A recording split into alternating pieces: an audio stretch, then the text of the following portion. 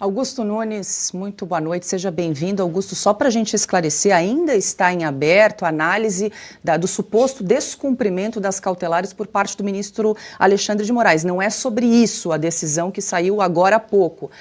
Vale reforçar que a PGR, a Procuradoria-Geral da República, ainda precisa se manifestar sobre aqueles esclarecimentos, aquelas justificativas que foram apresentadas pelos advogados de Jair Bolsonaro acerca do suposto descumprimento das cautelares e aquele risco de fuga e aquela minuta que nós conversamos pedindo asilo na Argentina. Essa é uma outra questão, ainda o Ministério Público precisa se manifestar, tem prazo até amanhã para que o PGR se manifeste e também o ministro Alexandre de Moraes. Essa é uma decisão ensejada ali pelo deputado Lindenberg Farias e pela Polícia Federal, que o ministro hoje, se manifestou. Já o Sérgio Cabral, condenado a mais de 300 anos, pode ficar sugerindo qual é a série que você deve ver, o filme do momento e tal. Boa noite, Paula, nossa chefe aí. Boa noite, Caute, meu amigo, meu parceiro Piotr, Silvio, meu irmão. Boa noite a você que nos acompanha. Está criado o cargo aí de capinha honorário, né? E vai mudando conforme a legislatura. Era o Randolph, agora é o Lindenberg. Aí é o seguinte, né? No Brasil, é o faroeste brasileiro. Né? O bandido é que vigia, agora que é vigilância total sobre um homem que não fez nada que tenha sido provado. Até agora ele é vítima de um atentado e quase morreu e enfrenta sequelas aí até agora. Aí é o seguinte, eu não entendo por que o Lindenberg está assustado com a convivência com o bandido, já que ele vive com a Gleisi Hoffmann. São casados, quer dizer, eu sou casado com um caso de polícia e estou preocupado com o outro e mobilizo a polícia. Porque 2 casos de polícia no Brasil, você soma, eles ganham o direito de mandar vigiar os outros. Esses, num país normal, os 2 é que já estariam sendo vigiados por carcereiros, não pela polícia, já estariam presos. O casal, Gleisi e Lindenberg, eles querem vigilância total com o Bolsonaro. Tá certo. Bolsonaro é culpado por tudo, até pelo casamento deles.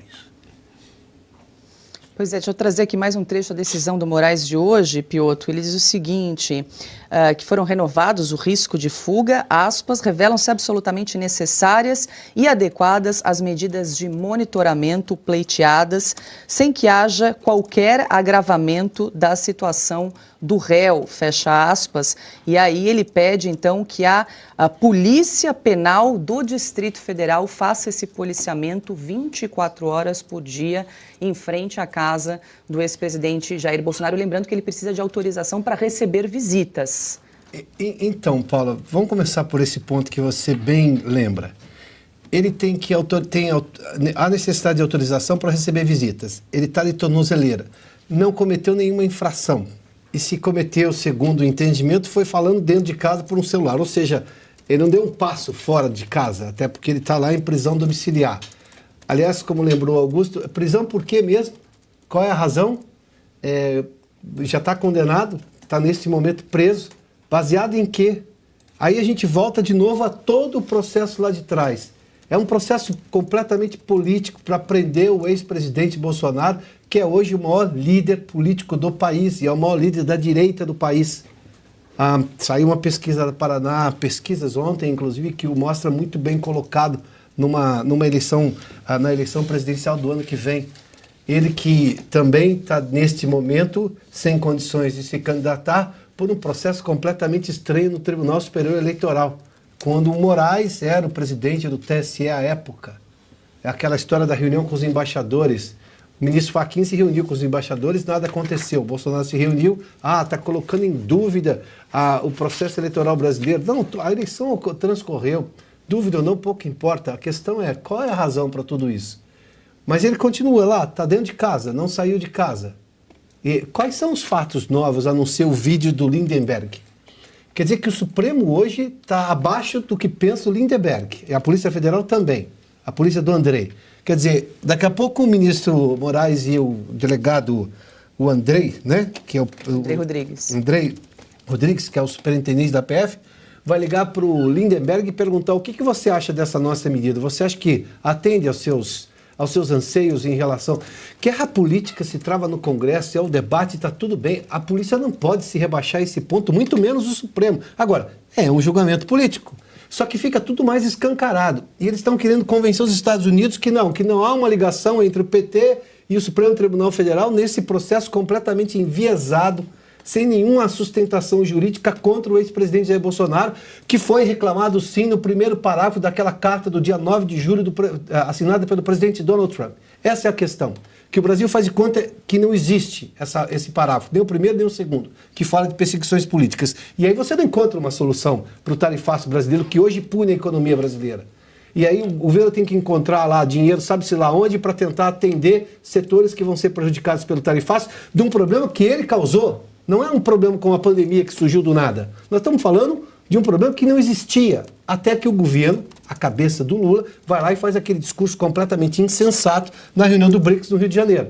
E voltou a falar daquela história do dólar e tudo mais. Que bom, o que aconteceu? Logo depois veio o tarifaço, o aumento de 40 pontos percentuais na tarifa do Brasil. Volta a questão aqui dessa medida do Alexandre de Moraes, o ministro do Supremo, mais da Polícia Federal, que pediu. O que é novo nesse caso para justificar uma medida desse ponto?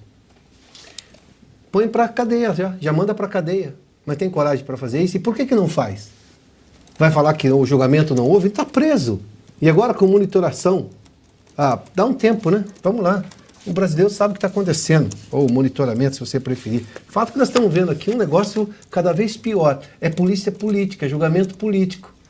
Não cabe isso dentro do Estado Democrático de Direito. Ou seja, a democracia brasileira está apanhando do Supremo, da Polícia Federal e de um deputado que quer fazer política usando um poder da República, a mais alta corte de um dos poderes da República e um órgão de Estado como a Polícia Federal, que cedem a um deputado do governo.